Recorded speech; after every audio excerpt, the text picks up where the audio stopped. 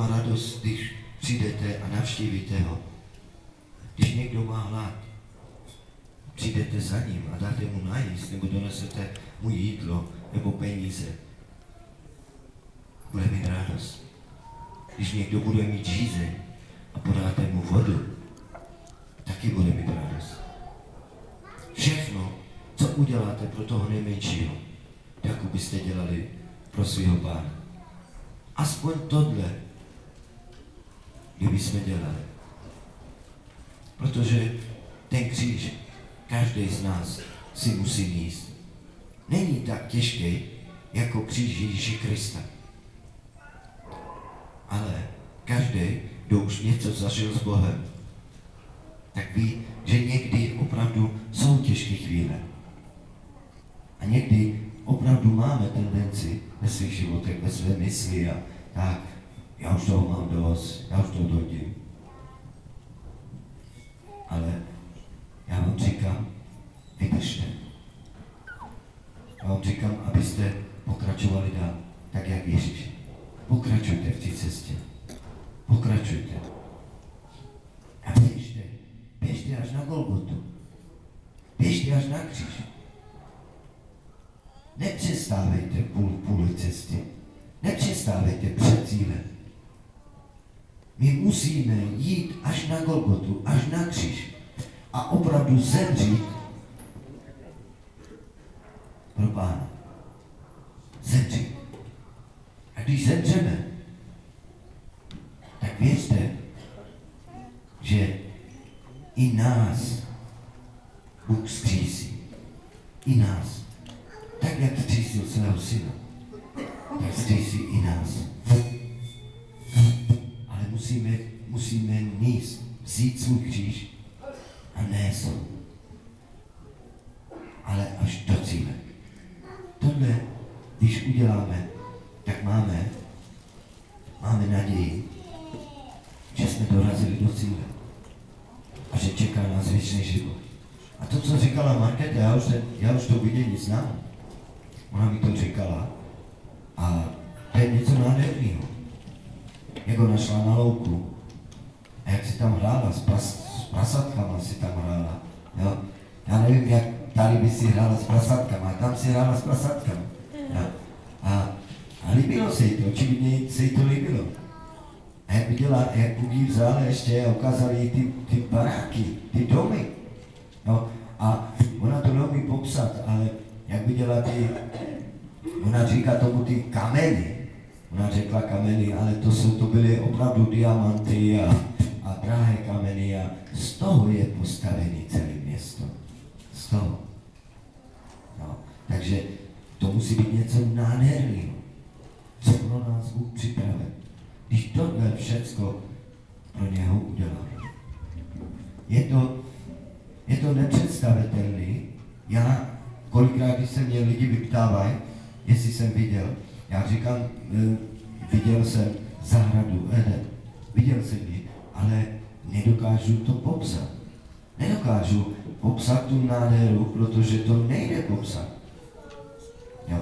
A já vím, že kdokoliv se ocitne v zahradě nebo nahoře, tak nikdo nedokáže popsat tu nádheru, protože se to nedá popsat.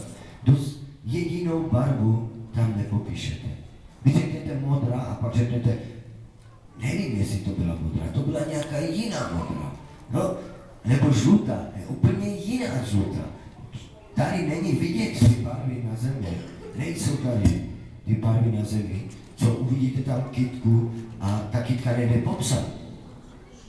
Je to tak nádhernýho, že to nejde popsat. A opravdu, věřte mi, když Bůh vás veme a ukáže vám svoji nádheru, aspoň část nádhery, co pro nás připravil, tak uvidíte, že budete z toho nadšení, že takovou nádheru jste ještě nikdy neviděli. Takže takové věci pro nás Bůh připravil, když opravdu vezmeme kříž. To, co udělal Ježíš, vezmeme kříž, dojdeme až k Golgotě, necháme se ukřižovat a opravdu budeme mít život věčný. Protože Ježíš to vybojoval za nás. My nemusíme tu bolest, to utrpení, co měl Ježíš, dělat. Může tam někdo na ně zakřičet, aby byli ticho tam vzadu? No tam ty, jak tam sedí. Vy? Já to slyším až tady. Takže když tohle uděláme, tak máme věčný život. A můžeme směle slavit vítězství. Protože Ježíš na kříži porazil smrt. On řekl na kříži, dokonáno jest. A když řekl, dokonáno jest, tak myslel tím, že vyhrál nad smrtí, že vyhrál nad satanem, že dokonal zákon, dokonal všecko, co měl udělat. Všecko udělal. Položil svůj život za nás. A to bychom si měli připomínat vždycky, nejenom o Velikonocích. Měli bychom si to připomínat každý den. Každý den děkovat Bohu za to, že On za mě zemřel. Každý den děkovat za to, že já se probouzím. Každý den děkovat za to, že On vede moje kroky, že On mě ochraňuje. To je křesťanství. Žádný zákony, žádný to, nic. On chce moje srdce, On chce moji lásku. On chce, abych uvěřil tomu, co On pro mě udělal. A když uvěříme, já vím, že hodně lidí, co tady sedí, uvěřili tomu, že Ježíš Kristus za něho zemřel, že položil svůj život za něho. Já vím, že věříte. Ale když já jsem 100% přesvědčen, že Ježíš Kristus za mě tady to udělal, tak já chci tu dobrou zprávu šířit dál, tak jak to dělali učednictví. I pod hrozbou smrti šířili křesťanství, šířili dobrou zprávu, že Ježíš Kristus vstal z mrtvých. A to je naše povinnost. I o Velikonocích šířit jeho poselstvo. Jaký je jeho poselství?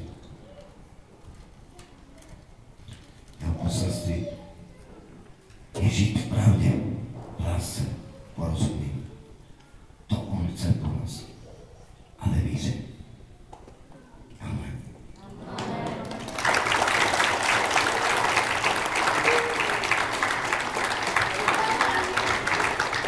Takže víme, že je Večeře Páně. Takže